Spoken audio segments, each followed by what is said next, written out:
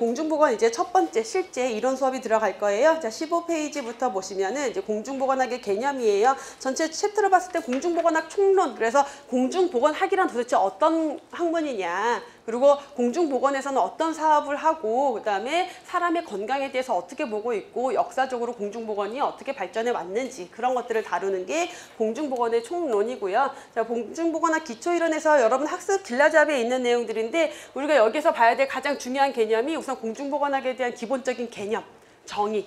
그래서 공중보건의 정의, 공중보건학이기 때문에 공중보건의 정의는 너무 중요하겠죠? 거기에 역사가 나와요.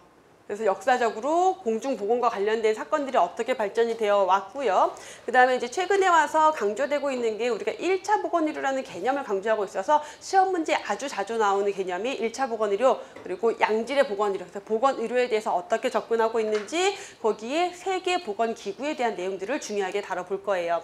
제가 여러분 이렇게 화면에 여러분들 교재에 있는 걸 다 띄워놓고 하긴 해요. 근데 이게 여러분들한테 도움이 될지 조금 오히려 방해가 될지 조금 판단이 덜 되어서 진행하다가 만약에 이게 방해가 된다면 제가 진행 방법을 좀 바꿀 거고요. 중간중간 이렇게 노란색이 되어 있는데 노란색은 그 문장에서 제일 포인트긴 하겠죠. 근데 이거를 제가 노란색 해놨다고 이거 다 쫓아오면서 그거 막 이렇게 밑줄 그려고 너무 노력을 하실 필요는 없고 설명을 저랑 들으면서 그냥 차라리 이거 화면 안 보고 여러분들이 교재를 보면서 설명을 들으셔도 돼요. 근데 그 중에 제가 중간중간에 굳이 가로를 치거나 별표를 하거나 그런 것들이 있을 거예요. 걔네들이 가장 핵심으로 기억해야 될 중요 내용들이에요. 그래서 그런 것들은 꼭 좀 보셔야 되고 혹시 PPT를 띄워서 하는 게 조금 방해가 되면 이건 좀 방법을 바꿀게요. 여러분들 수업 진행해보고 만약에 여러분들이 어떤 의견이 있으면 좀 반영을 해서 변형을 주도록 할게요.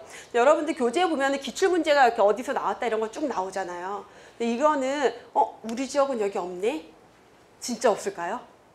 아니에요. 우리 공중보건, 보건행정 다 문제가 비공개이기 때문에 기출문제를 보건을 한다고 해도 사실 한계가 있어요. 그 다음에 비공개라는 것은 시도별로 문제가 다 달라요. 그 다음에 의료기술직 문제 시험 따로 보죠. 보건직 따로 보죠. 연구사 따로 보죠.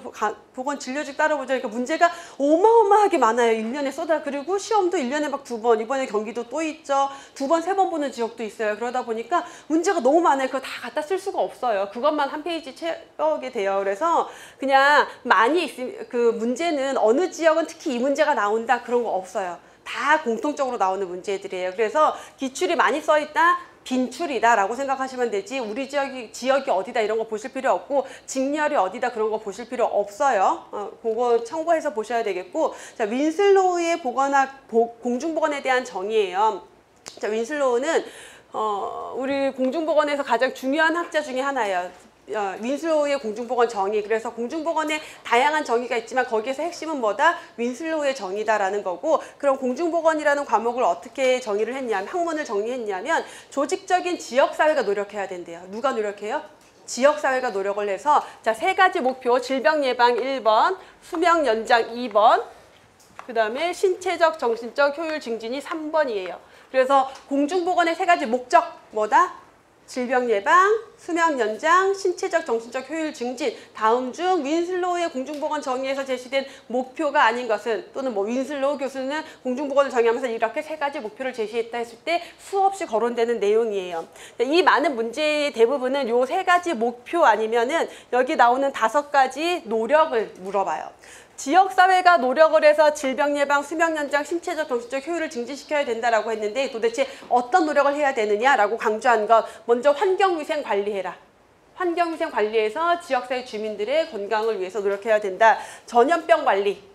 지역사회에서 전염병에 대한 관리를 지역사회에서 해야 된다. 다음 보건교육을 해요. 근데 뭐에 대해서? 개인 위생에 대해서 보건교육을 해줘야 돼요. 자, 그리고 의료 및 간호 서비스를 조직화해라. 근데 어떤 의료와 간호 서비스냐? 질병을 조기에 발견하고 예방적으로 치료할 수 있는 의료 간호 서비스 조직이에요. 자, 이 내용에 대해서는 그냥 단순히 의료 간호 서비스 조직화라고 하면 맞을 수도 있어요. 근데 가끔 오답으로 이제 지문이 점점 길어지는 추세예요. 근데 지문 길게 낼 때 어떻게 내냐면 질병을 질병에 대한 질병 치료를 위한 의료 간호 서비스 조직화. 이러면 틀린 설명이 되는 거예요.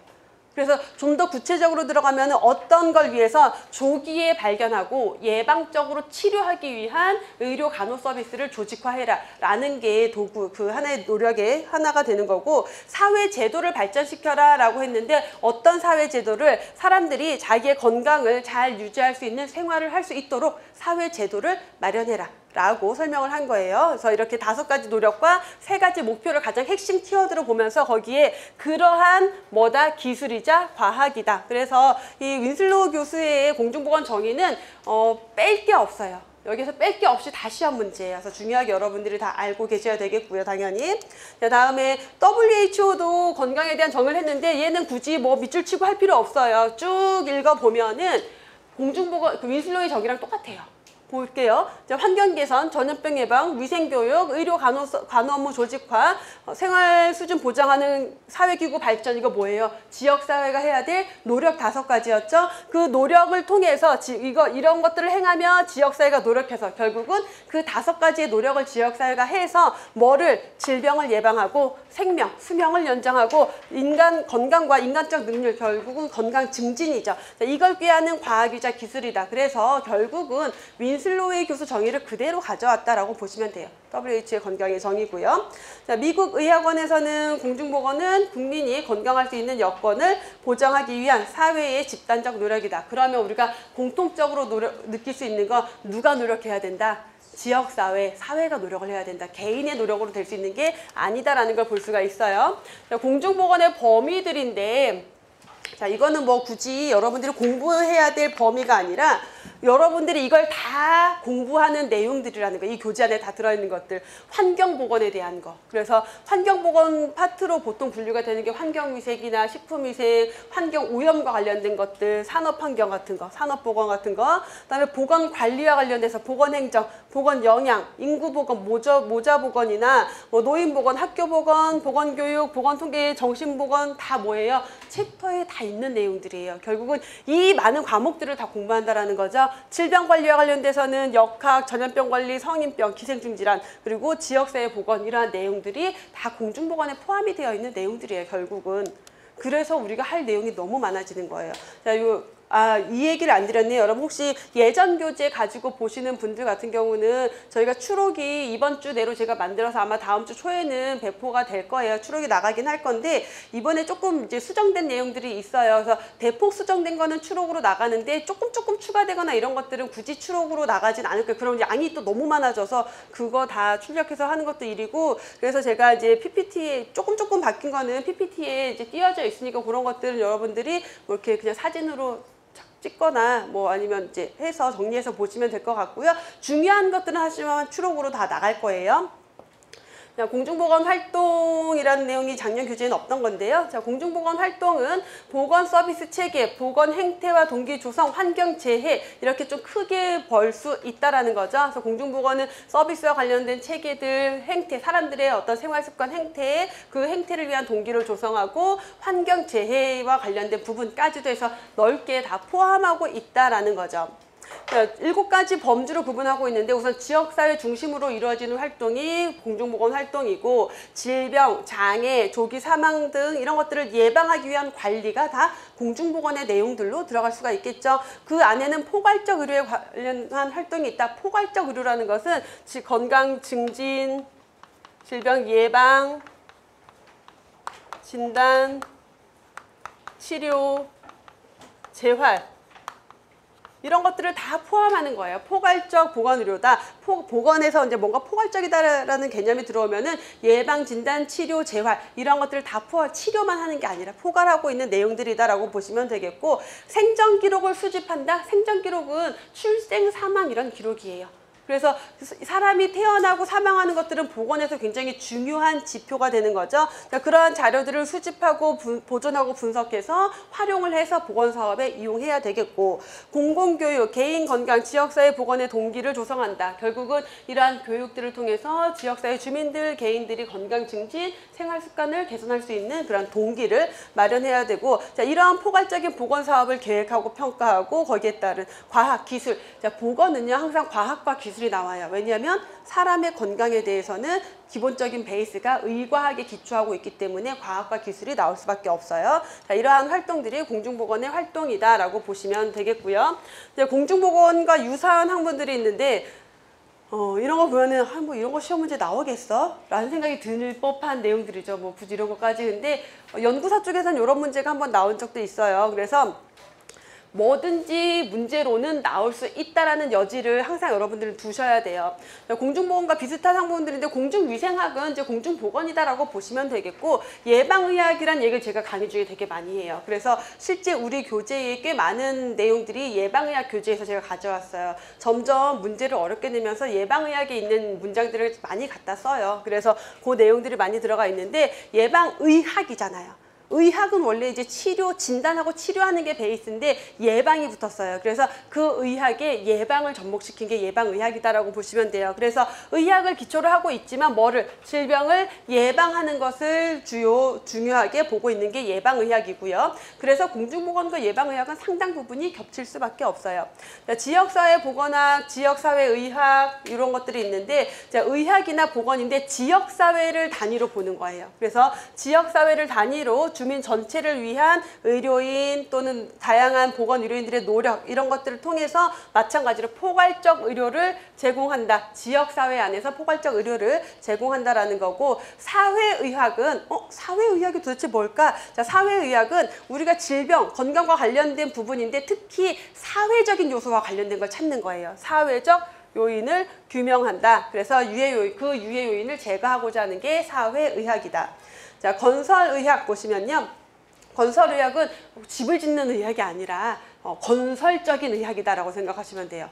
건설적이다. 건설적이다라는 뭐예요? 굉장히 바람직한 거, 뭔가 생산성이 좋은 거, 최고 수준의 건강을 목표로 건설적인 의학. 그래서 단순히 치료에 포커싱이 있는 게 아니라 최고 수준의 건강을 목표로 건강을 향상시키기 위한, 건강 증진을 위해서 연구하는 의학이다라고 생각하시면 돼요. 그게 건설의학. 그래서 각각의 유사한 학문들에 대해서 좀 살펴봤고요. 다음에 나오는 게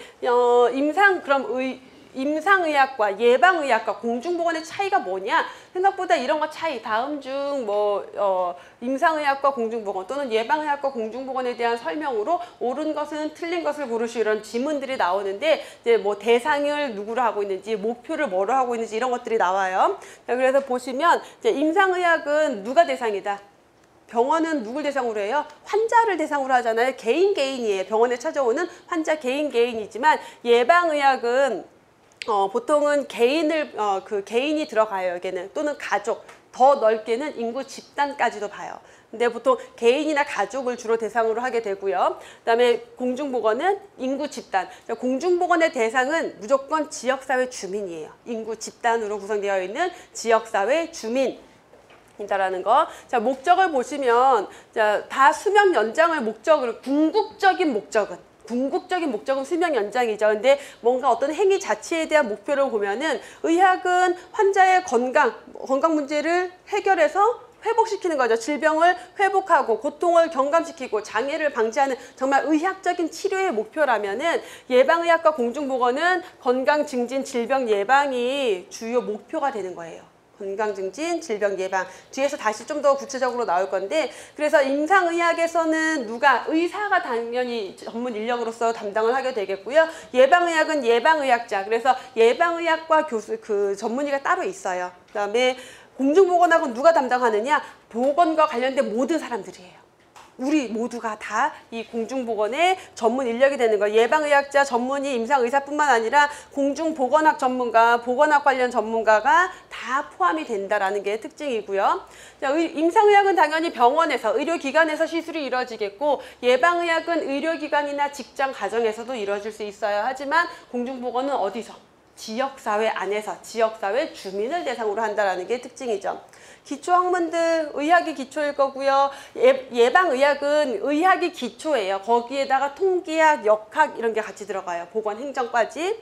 자, 공중보건 예방의학 기본으로 하면서 인문사회 자연과학까지 다 포함하고 있다라고 기초적인 것들. 진단 도구를 보면은 임상의학은 당연히 뭐 환자 진료해서 신체 검사하고 영상의학 뭐 촬영하고 혈액 검사하고 이런 것들을 통해서 진단을 하겠죠. 그래서 진단이라는 것은 어떤 건강 문제가 있는지를 확인하는 거다라고 생각하시면 돼요. 그러면 병원 가면은 검사하잖아요. 그게 진단 도구가 되는 거고, 자, 예방의학은 질병의 원인을 찾고자 해요. 왜냐하면 목표가 뭐냐면 질병을 예방하는 게 목표거든요.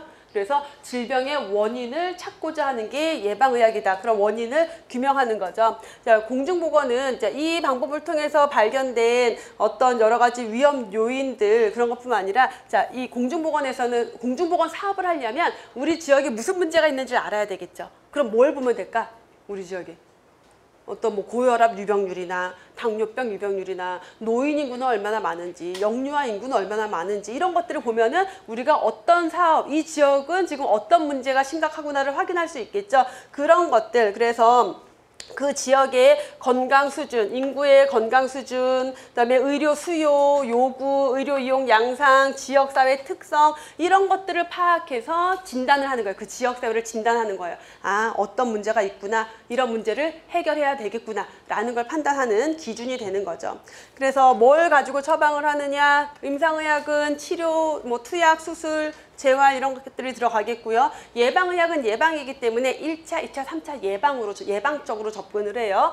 공중보건은 어떻게 보건 사업을 하는 거예요. 그러니까 예를 들어서 금연과 관련돼서 국민건강증진법을 통해서 금연구역을 만들거나 또는 뭐 어떤 법을 만들거나 규제를 만들거나 체계, 보건의료 체계를 만들거나 이런 것들을 통해서 접근을 하는 거죠. 그래서 지역사회 주민 인구 집단을 대상으로 이렇게 사업을 하게 된다라는 거. 자, 간단하게 보통 공중보건에서 비교하는 예방의학, 그러니까 지금 방금 본 거는 예방의학에서 비교하는 임상의학, 예방의학 그리고 공중보건을 비교했다라면 일반적인 공중보건학 교재들은 이제 예방의학과 공중보건을 어떻게 비교를 하고 있냐면 질병 예방, 수명 연장, 건강 증진 이 세 가지가 둘의 공통적인 목표예요. 우리 앞에서 봤던. 그렇죠? 그래서 앞에서 봤던 목표, 예방의학과 공중보건의 목표는 똑같은데 대상을 좀 나눠보면은 예방의학은 주로 누구를? 개인이나 가족을 대상으로 하지만 공중보건은 누구를? 인구 집단을 대상으로 한다. 지역사회 주민, 지역사회 자체가 대상이 된다라는 것.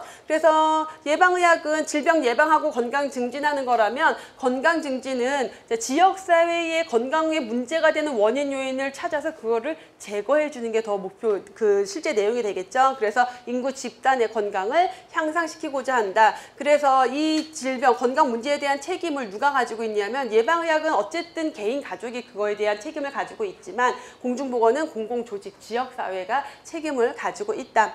자, 보건통계 자료, 방금도 얘기했지만 뭐 질병의 유병률, 발생률 또는 인구 구성 이런 것들이 자료가 돼서 그 지역사회를 진단을 하고 보건관리, 봉사, 보건 서비스, 보건 사업을 통해서 문제를 해결하고자 하는 게 이 공중보건의 문제 해결 방법이죠. 그래서 두 가지 학문을 좀 비교를 해봤고요. 주로 뭐가 나오냐면 대상, 목표 이런 것들을 많이 물어봐요. 공중보건 사업으로 좀 더 들어가 보면은 보건 사업이라고 하는데 지역사회에서 질병 예방하고 생명 연장하고 심신 효율 증진, 신체적 정신적 효율을 증진시키는 이러한 공중보건 목적을 실현하기 위한 모든 활동은 다 공중보건 사업이겠죠. 그래서 공중보건 사업을 국가가, 정부가 주도해서 전국적인 어떤 사업으로 진행을 할 때도 있고 각각의 지역사회가 주도해서 각 지역사회에 맞는 사업을 할 때도 있어요. 그래서 중앙정부에서 주도하는 사업 같은 경우는 보통 감염병 같은 거, 감염병을 지역 단위로 해봤자 큰 의미 없어요. 왜냐하면 예를 들어 우리 예전에 메르스 유행했을 때 어땠어요? 이 지역에서 유행하는 거 뭐 서울시에서만 대책 세운다고 돼요? 다른 지역으로 순식간에 퍼져가죠. 국가적으로 할 수밖에 없어요. 감염병. 그 다음에 여러 부서의 조직이나 기술 인력이 필요해요. 그러면 지역사회 차원으로 하기가 어려워요. 정부 차원에서 다양한 환경부, 노동부, 뭐 교육부 이런 데들의 조직, 인력 이런 것들을 이용하는 경우들이 있고요. 자, 보건사업의 일관성을 유지하기 위해서 뭔가 일관성 있게 사업을 진행하면서 어디 지역 간의 부처 간의 업무가 중복되는 것을 방지하려면 아무래도 이런 그 중앙 정부가 주도하는 게 더 낫겠고요. 자, 법적 규제만으로는 사업 수행이 어렵다. 그래서 정부의 예산 지원이 필요하다. 이럴 경우에는 정부가 주도하는 게 더 유리하다라는 거고, 자, 지방 정부에서 주도하는 경우는 어떻게 써요? 각 지역의 특성에 맞는, 지역의 요구에 맞는, 어느 지역은 고혈압 유병률이 높을 수도 있고, 어느 지역은 당뇨병 유병률이 높을 수도 있고, 어느 지역은 노인 인구가 많고, 어느 지역은 영유아 인구가 많을 수 있겠죠. 각각의 특성에 맞는 사업을 해야 될 때 그 지역 사회에서 이루어지는 어떤 개발 사업과 연계하고자 할 때, 또 그 지역에서 좀 더 장기적인 사업, 장기적인 사업을 지속적으로 하고자 할 때는 지방 정부에서, 각 지역에서 주도하는 게 좋아요. 자, 그다음에 범세계적 보건사업이라는 게 있는데, 이거는 WHO, 국제기구가 주도하는 전 세계적인 보건사업을 의미해요. 자, 그다음에 공중보건의 대상이 나오는데, 자, 공중보건의 대상 별거 아니죠? 지역사회 또는 지역사회 주민, 정말 별거 아닌데 그 별거 아닌 게 그렇게 시험 문제로 자주 나와요, 여러분. 이거는 그냥 드리는 문제죠, 여러분들. 이거는 맞고 가세요. 그래서 별거 아니지만 시험 문제로 다음 중 공중보건의 대상으로 오른 것은 1. 지역사회 주민, 2. 만성질환자, 3. 건강한 사람, 4. 노인 인구, 이런 식으로 문제가 나와요. 그런 문제만 나오면 참 좋겠죠. 그래서 웬만큼만 공부하면은 사실 80점은 맞아야 되는 게 맞아요. 문제가 특별히 어렵게 나오지 않으면은 한 80점 정도는 맞을 수밖에 없어요. 공부만 좀 했으면. 자, 공중보건의 3대 핵심 원칙이에요. 참여, 형평, 협동. 자, 참여, 형평, 협동 세 가지. 너무나 누가 봐도 문제 내기 딱 좋죠. 3대 뭐 나오면은 걔는 문제 내기 좋아요. 참여, 다음 중 공중보건의 3대 핵심 원칙이 아닌 것은, 별거 아니지만 나중에 뒤에 가면 또 건강증진의 3대 접근 전략 이런 게 나와요. 그러면 얘네랑 섞이면 헷갈려지겠죠. 그래서 명확하게 기억하셔야 돼요. 3대 원칙은 참여, 형평, 협동 세 가지다. 자, 참여라는 건 누가 참여해야 되느냐? 공중보건 사업을 할 때, 기획하고 실시할 때 누가, 지역사회 주민뿐만 아니라 다양한 집단의 사람들이 그 사업에 참여해야 돼요. 공중보건은. 그래서 공중보건에서는 참여를 굉장히 중요하게 생각해요. 왜냐하면 보건사업을 하는데 보건교육을 해요. 보건사업으로 가장 많이 사용되는 게 보건교육인데 지역사회 주민들이 아무도 안 왔어. 사업이 돼야 안 돼요. 안 돼요. 참여 없이는 이루어질 수 없어요. 주민 참여 없이는. 형평, 자, 그 보건 사업을 시행함에 있어서 형평성을 높여야 된다. 모든 사람들이 다 균등하게 그 사업을 이용하고 혜택을 받을 수 있도록 당연히 사업을 진행을 해야 되겠고요. 협동, 자, 보건만 하는 게 아니라 다양한 부서가 같이 협조해서 사업을 해야 돼요. 그래서 함께 파트너십을 구축하는 게 굉장히 중요하다라는 것. 그 파트너에는 지역사회 주민도 들어가게 되는 거예요. 그래서 세 가지, 참여, 형평, 협동 세 가지를 기억하셔야 되겠고, 자, 또 3대가 나왔어요. 앤더슨의 공중보건의 사업수단 세 가지. 자, 보건 서비스에 의한 봉사행정 또는 그냥 봉사행정이라고도 하고요. 서비스에 의한 봉사행정. 자, 법규에 의한 통제행정, 보건법규. 그 다음에 교육에 의한 조장행정, 보건교육. 그래서 봉사행정, 보건 서비스에 의한 봉사행정, 보건봉사라고 할 수도 있고 봉사행정이라고도 할 수 있고, 보건학에서 행정이나 보건에서 여러분 봉사라는 말이 나오면은 그거는 국가가 국민들에게 어떤 서비스를 제공해 주는 것을 봉사라고 해요. 직접 개입하고 간섭해서 서비스를 제공해 주는 것을. 그래서 실제 존재하는 보건 문제를 해결하기 위해서 직접적 어떤 제도를 만들고 장치를 만들어서 직접적으로 개입하고 간섭해요. 그게 봉사고 서비스에 의한 봉사행정이다. 자, 법규에 의한 통제행정이다. 보건 법규를 제정함으로 인해서 법에 의해서 어떤 통제 수단을 마련해서 보건 사업의 수단으로 활용하고요. 그다음에 교육에 의한 조장행정, 보건교육. 자, 보건과 관련된 대부분의 문제는 뭐예요? 개인이 해결해요. 개인이 바뀌어야 돼요. 내가 식습관을 바꿔야 되고, 내가 운동해야 되고, 내가 내 개인 위생을 철저히 해야 되고, 내가 예방접종을 맞아야 돼요. 그러면 그렇게 네가 해야지 하고 내비두면 어떻게 돼요? 몰라서 못할 수도 있어요. 그렇게 행동을 하도록 조장을 해야 돼요. 어떤 방법으로? 교육이라는 방법으로. 그래서 교육에 의한 조장행정이라고 하는 거예요. 조정이라고 하면 안 돼요. 조정은 전혀 다른 말이에요. 조정은 인위적으로 이렇게 조정하는 거고, 조장은 스스로 하도록 만들어주는 거예요. 그렇기 때문에 조정이라는 표현이 나오면 걔는 오답이에요.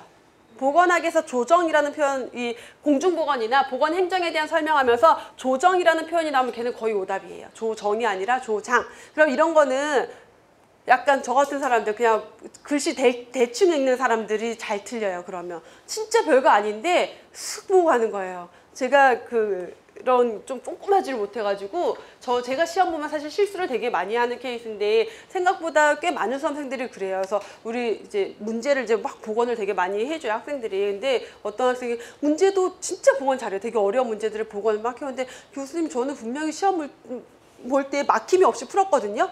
그래서 심지어 문제도 다 복원을 해왔는데 자꾸 떨어져요. 이 친구랑 이제 문제가 뭘까 하면서 이렇게 이제 모의고사도 보고 하면서 봤더니 이 친구가 문제를 제대로 안 읽는 거예요. 그러니까 끝에 몇 개를 안 읽고, 예를 들어서 뭐 신경계 질환인데 신장 질환으로 읽거나 이런 식으로 생각보다 많아요. 근데 여러분들 이렇게 나중에 기출 문제가 복원되고 난 다음에 학생들의 의견이 분분하거든요. 똑같은 문제인데 아니에요, 보기 이거였어요. 아니에요, 보기 이거였어요. 그거 왜 그런지 알아요? 자기가 푼 대로 복원을 하는 거예요. 그러니까 나는 이거를 신장 질환이라고 읽고 다른 게 답이라고 풀었어요, 문제를. 그러면 이게 정답인 문제로 복원을 해요. 이 학생은 나는 이거 신경계 질환 이거 틀린 거야, 이걸 정답이라고 하고 복원을 해요. 그래서 복원된 문제들이 서로 달라지는 거예요. 그래서 복원된 문제, 그래서 이제 제가 실제 문제를 복원할 때는 그런 많은 학생들의 의견이 분분하잖아요. 그걸 다 취합을 해서 비교를 해서 가장 맞을 법한 걸로 문제를 전 이제 만들어내는데, 복원된 문제는 그래서 100% 정확할 수는 없어요. 이런 식으로 복원이 되기 때문에. 근데 문제끼리 분분한 이유는 그거다. 결국 내가 근데 아니 이렇게 복원해놨으면은 내가 다 맞은 것 같은데. 근데 나중에 보면 점수가 안 나온단 말이에요. 원인이 뭘까 찾아보면 그런 경우가 많아요. 단어를 꼼꼼하게 안 읽는 거. 그 다음에 이제 옳지 않은 것을 고르시오 해서 옳지 않은 것을 고르시오 읽어놓고서는 1번부터 옳은 게 나와서 이거 맞네? 넘어가는 거. 이런 거 사실 굉장히 많아요. 저 강의 준비하면서도 제가 그런 실수를 해요. 꼼꼼하게 본다고 하니까 그러니까 시험장에 딱 들어가면 긴장도가 높아지기 때문에 그런 문제가 더 생겨서 아주 정확하게 읽는 표현들 중요하다라는 거. 자, 이 세 가지 사업수단 중에서 가장 능률적인 건 뭐다? 보건교육이다. 보건교육이 가장 능률적이에요. 왜냐하면 그래야지 사람들의 행동을 바꿀 수가 있기 때문에. 그래서 보건교육이 가장 능률적이다라는 거. 자, 애시튼과 세이무어가 공중보건의 변화 4단계를 제시를 했는데 이건 뭐냐면 예전에는 공중보건은 지역사회 주민을 대상으로 지역사회가 국가가 뭔가를 하는 건데 예전에는 그런 개념이 있었을까요? 별로 없었어요. 국가가 어떤 지역 전체를 대상으로 뭔가 보건 사업을 하거나 건강 문제를 해결하려고 한다, 그런 개념이 없었어요. 언제 공중보건의 사상이 싹 텄다? 자, 우리 공부하셨던 분들은 공중보건학적 사상은 언제 싹 텄어요? 그렇죠. 고중여학발 했을 때, 지금 아직 역사를 안 보신 분들은 모르는데 고중여학발, 고대기, 중세기, 여명기, 황리기, 발전기 중에서 공중보건학적 사상은 언제 싹 텄다? 여명기 끝물에 싹 텄다라고 했잖아요. 그 여명기 끝물이 산업보건 시기예요. 그래서 이게 뭐냐면 산업보건이 있으면서 어떤 문제가 생겼어요? 사람들이 도시로도, 이전에는 어디 살았어요?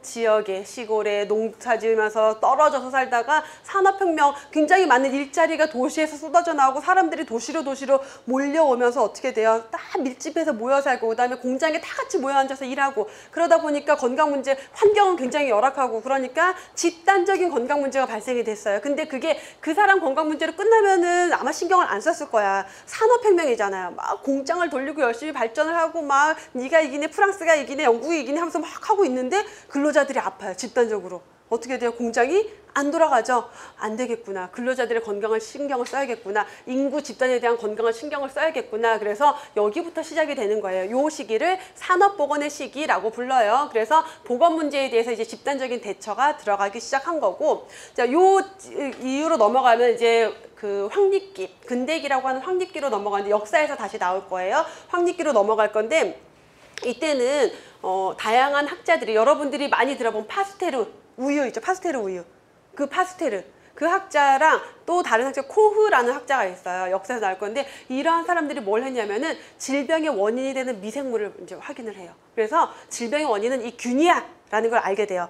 그럼 그 균만 막으면 되겠네? 거기에 대한 백신을 만들어요. 그래서 감염병을 예방하기 시작해요. 그러다 보니까 인구 집단에 대한, 요때는 이제 환경 막 이런 거 관심을 가지다가 알고 봤더니 원인이 균이었네? 균만 막으면 되겠네? 라고 가버리니까 오히려 개인위생, 예방접종으로 집중을 하면서 인구 집단에 대한 건강 문제를 오히려 등한시하게 되는 거예요. 그러니까 환경이나 이런 환경 개선 이런 것들은 중요하지 않고 그냥 개인위생적으로만 가던 시기가 개인위생의 시기예요. 자, 그러다가 이제 1900년대 들어오면서 어때요? 의학과 과학기술이 급격하게 발전하면서 어느 정도 감염병이라는 걸 이제 다 막아내요. 감염병을 예방을 하고 치료를 하고 그래서 치료의학의 전성기가 이제 요 시기가 지나게 되고 이제 1970년대 넘어서부터는 감염병이 이제 거의 줄어들고 어떤 질병들이 이제 사회적 문제가 되냐면 만성 질병, 고혈압, 당뇨병, 암, 뭐 심근경색증, 뇌경색 이런 문제들이 돼요.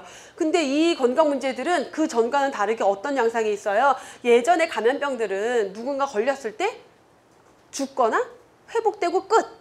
그럼 더 이상의 문제가 없어요. 돈이 안 들어요. 근데 만성질환은 어때요? 진단하고 난 다음에 치료하기 시작할 때 의료비가 평생 발생해요. 근데 또 과학기술, 의료기술 발달하니까 의료비 자체도 비싸졌는데 비용은 계속 발생하고 전 세계적으로 이제 의료비 증가가 심각한 문제가 돼요. 어떻게 하면 의료비 증가를 막을 수 있을까?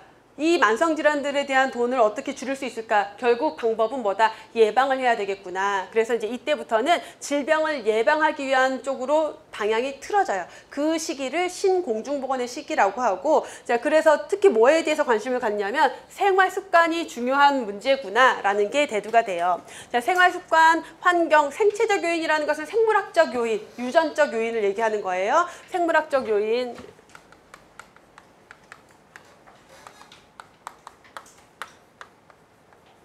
생물학적 요인 또는 유전 거고 그 다음에 보건의료 서비스를 어떻게 제공하느냐 보건의료 체계라는 건데 얘는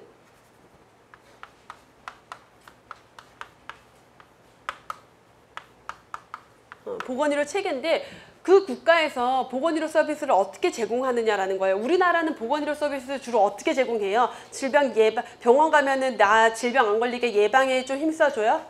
아니요. 거의 치료 위주죠. 그러면 병원비는? 많이 발생할 수밖에 없어요. 그럼 어떻게 바꿔야 돼요? 예방 쪽으로 바꿔야 돼요. 예방을 위한 시스템을 만들어야 된다는 거죠. 이렇게 바뀌어간 시기를 새로운 공중보건의 시기다. 그래서 신공중보건의 시기라고 부르게 되는 거죠.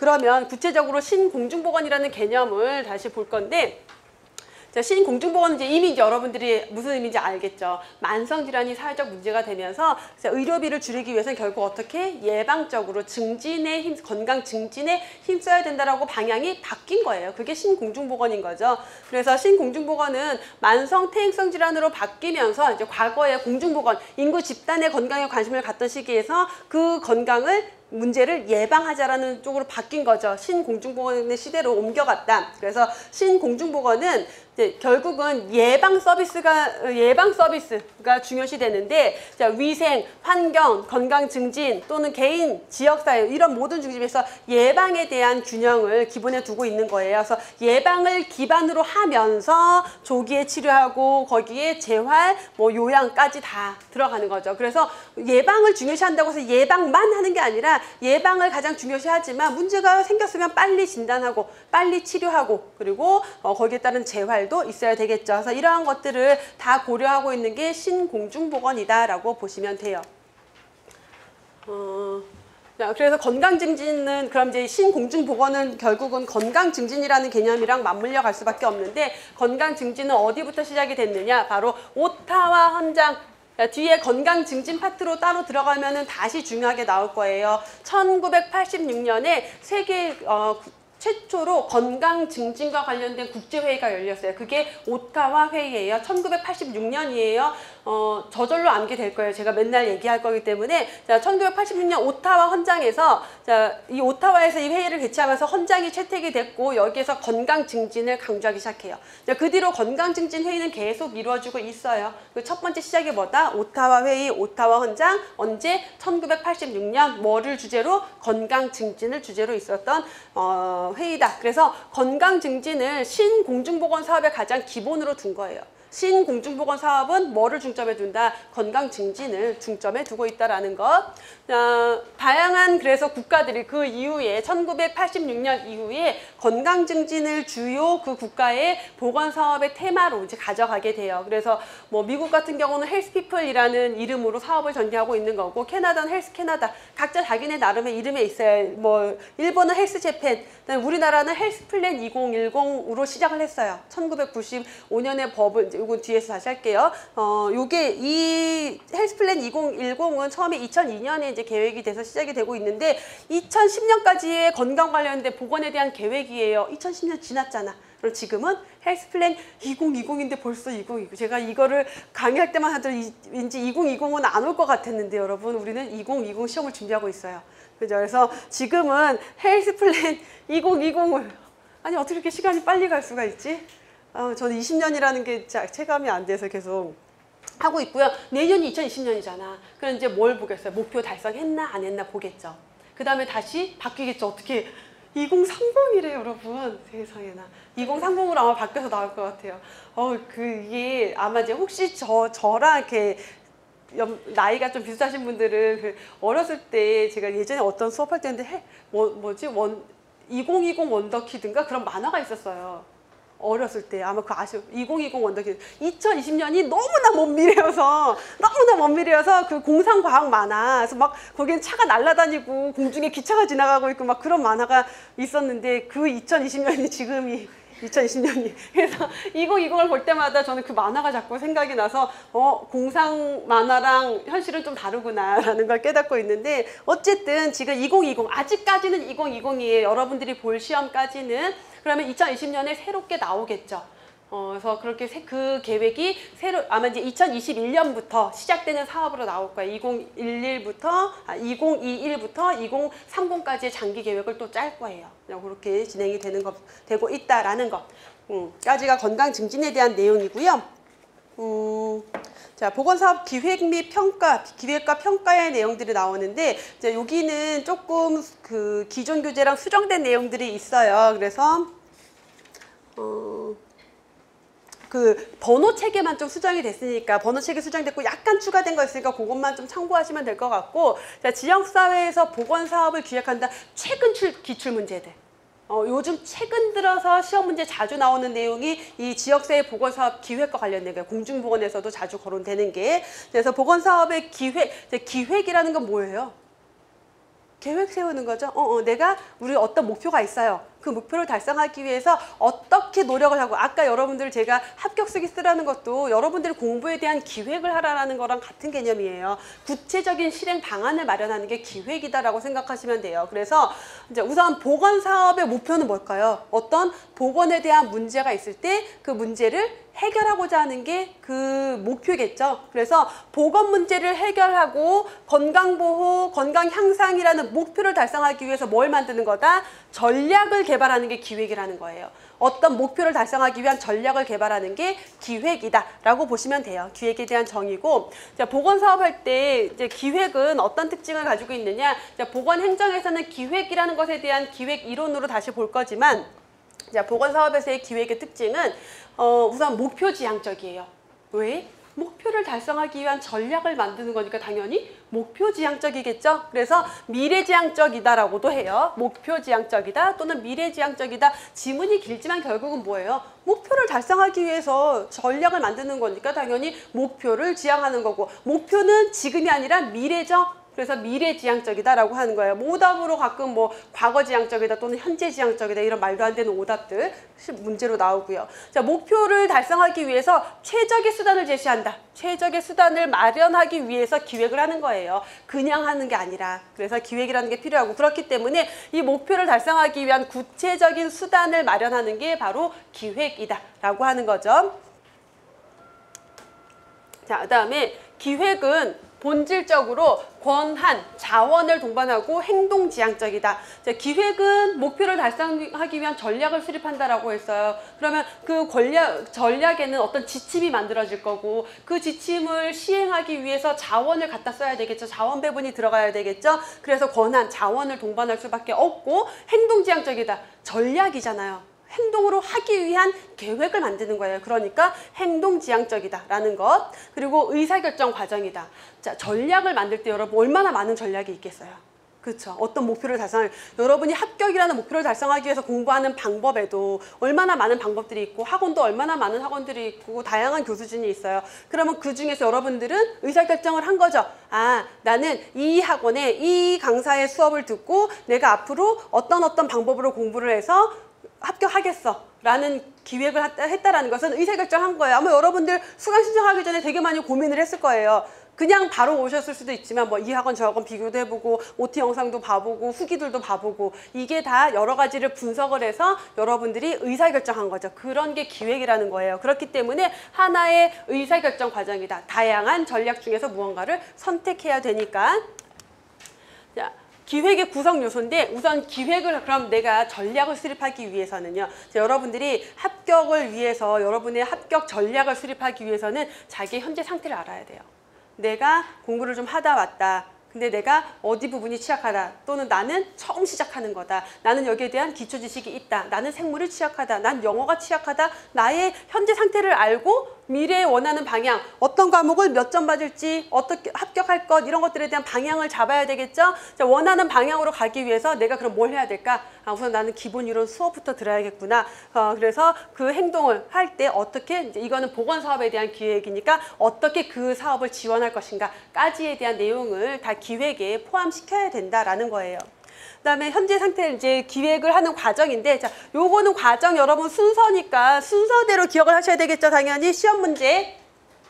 보건사업의 기획 과정인데 보통 1단계가 기획팀 조정인데 기획팀의 조직은 잘 거론 안 해요. 우선 여러분들이 기획팀의 팀1이다라고 생각하고 기획을 한다라고 생각하시면 돼요. 그럼 제일 처음에 뭐 하냐면 지역사회 현황을 분석해요. 지역사회 현황을 분석한다라는 것은 지금 나의 현재 상태를 알아야 된다라는 거죠. 그러면 내가 여러분이 이제 어디 보건소 또는 뭐 어디 시도에 발령이 됐어요. 그래서 나보고 어느 지역에 사업을 기획을 해보래. 그럼 뭘 해야 되지? 우선 현황을 분석을 해보는 거예요. 뭘 조사해볼까요? 그 지역의 인구 구조는 어떤지, 노인 인구가 많은지, 영유아가 많은지, 또는 뭐 고혈압 환자는 몇 명이나 있고, 당뇨병 유병률은 어떻게 되고 이런 것들을 쭉 파악을 해봐요. 그럼 여러 가지 문제가 있겠죠? 그 여러 가지 문제를 다 해결할까? 할 수가 없어요. 그럼 그 중에서 뭘 먼저 할까? 뭘 우선순위를 할까 해서 우선순위 결정으로 들어가는 거예요.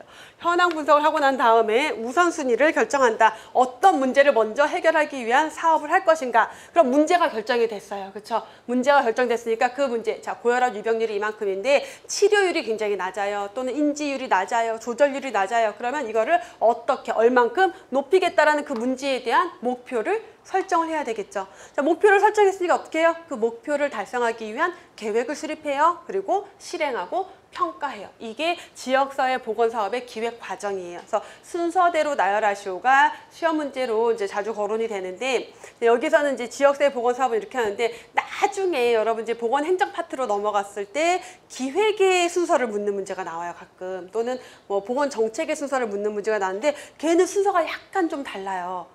그래서 여러분들이 시험을 볼 때는 얘가 요 순서를 묻고 있는 것인지 기획 원론적인 순서를 묻고 있는지를 좀 구분하셔야 돼요. 근데 지금 그것까지는 이제 안 들어갈 거고, 우선 여러분은 지역사회 보건사업의 기획은 이렇다라는 걸 머릿속에 넣어두시고 나중에 행정 파트 들어갔을 때 제가 다시 한번 비교해서 설명을 해드리도록 할 거예요. 자, 지역사회 보건사업을 할 때 그냥 하면 되지 왜 꼭 굳이 그렇게 기획을 해야 되냐? 왜 기획이 필요할까? 자, 기획을 하면은 뭐가 생겨요? 전략이 생기는 거죠. 구체적인 행동 계획 지침이 마련이 된 거죠. 그러면 우리는 실무자들은 그 지침에 따라서 움직여야 돼요. 그러니까 지휘의 수단이 되는 거죠.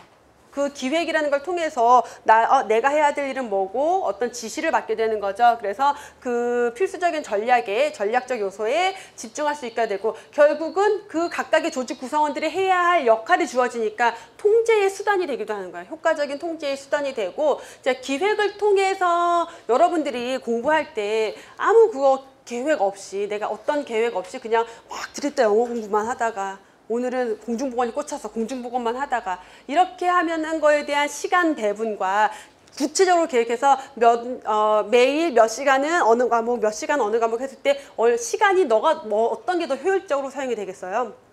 당연히 내가 계획을 했을 때 시간이라는 자원이 효율적으로 배분이 되겠죠. 마찬가지예요. 기획이라는 것은 기획을 하지 않으면 자원을 효율적으로 쓸 수가 없어요. 그래서 기획을 통해서 구체적으로 자원을 배분해서 자원의 효율성을 높일 수 있다. 가용 자원의 효율적 사용이 가능해지는 거고요. 그다음에 기획을 통해서 기획에서는 기획을 통해서 우리는 목표도 설정하고, 그러면 목표가 있으니까 결과를 하고 난 다음에 결과를 비교해 볼 수가 있겠죠. 그래서 목표 달성했구나 못했구나 측정, 성과 측정. 그래서 목표 달성했으면 거기에 따른 보상에 대한 기준이 되기도 하겠죠. 그러니까 사람들이 내가 이거에 대한 목표를 달성을 해서 이만큼의 보상을 받을 수 있으니까 더 업무에 집중할 수도 있겠죠. 그래서 업무 능력을 강화하는 효과도 있다라는 것.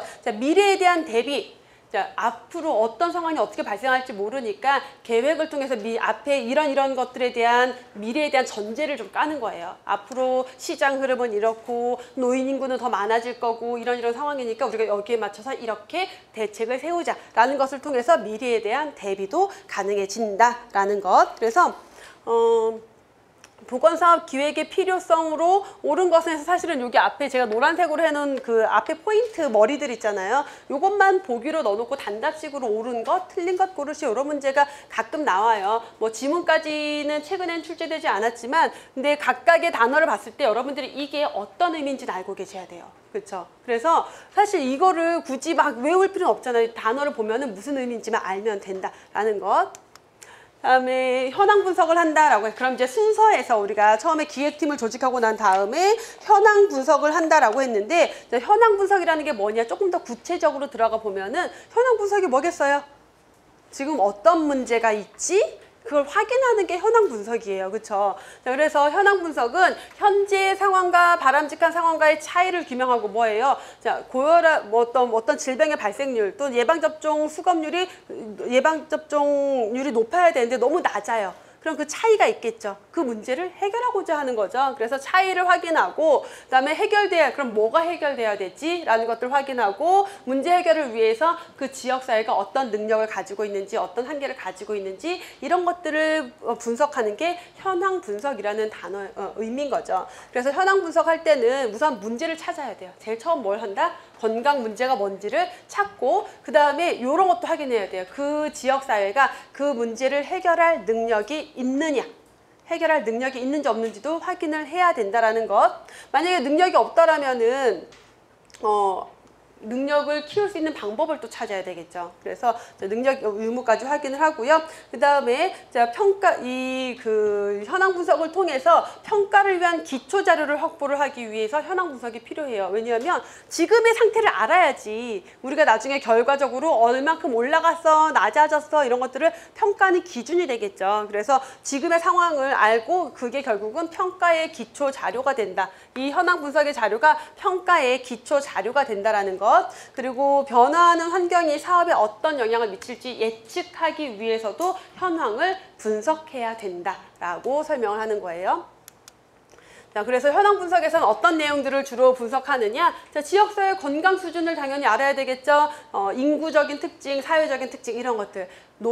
여자가 많은지 남자가 많은지 노인 인구, 유년 인구 누가 많은지들, 그다음에 뭐 사회 경제적으로 부유층이 많은지 저소득층이 많은지 또는 교육 수준이 높은지 낮은지 이런 것들을 다 확인하는 거고, 건강 수준 어떤 건강 문제가 주로 있는지, 그다음에 그 건강 문제를 해결하기 위해서 얼만큼 지출을 하고 있는지 그런 것들, 그다음에 건강에 영향을 미치는 주요 요인, 그 지역에 있는 요인 어떤 요인들이 있는지, 건강 불평등 문제는 없는지 같은 것들을 확인을 해요. 그리고 지역사회가 어떤 데 관심을 가지고 있는지, 그리고 어떤 장점이 있는지. 보건사업자가 봤을 때는 이 지역 고혈압 유병률이 너무 높아 그 사업을 해야겠어 했는데 정작 지역 주민들은 고혈압보다는 당뇨병에 또는 암에 더 많은 관심을 가질 수도 있어요. 그런 것들 파악해야 된다는 거고, 그 지역사회의 보건체계, 어떤 보건사업이 진행이 되고 있고 어떤 보건의료기관들이 있고 어떤 시스템을 가지고 있고 어떤 체계로 서비스가 제공이 되는지들을 평가를 해요. 그래서 실제 그 지역에서 그동안 이루어져 왔던 지역사회 공중보건학의 보건 사업은 어떤 게 있었는지, 지역 안에 있는 보건의료기관들이 얼마나 문제 해결 능력을 가지고 있는지, 그리고 거기에 영향을 미칠 수 있는 환경은 어떤 변화가 있는지 등을 분석을 하는 거예요. 현황 분석에서는. 자, 얘네를 분석할 때 그럼 뭘 가지고 분석하느냐? 주로 1차 자료와 2차 자료가 있는데, 요거는 뒤에 통계에서 나올 거지만 1차 자료라고 하는 것은 1차 자료는 내가 직접 자료 수집하면 1차 자료예요. 그래서 직접 담당자가 직접 수집한 1차 자료나, 자, 2차 자료도 있어요. 2차 자료는 국민건강영양조사 자료, 지역사회 건강조사 자료, 이렇게 다른 목적으로 행정적으로 만들어진 자료가 있어요. 그 자료를 갖다 내가 쓰면 그건 2차 자료라고 해요. 그래서 1차 자료냐 2차 자료냐를 구분을 하는데, 자, 이러한 자료들을 다 이용할 수 있다라는 거죠. 그래서 여기까지 해서 현황 분석에 대한 내용까지 봤고요. 자, 현황 분석을 했으니까 이제 뭐 한다? 우선순위를 결정한다 라고 했어요. 그래서 우선순위를 결정하는 기법에 대해서 잠시 쉬었다가 보도록 할게요.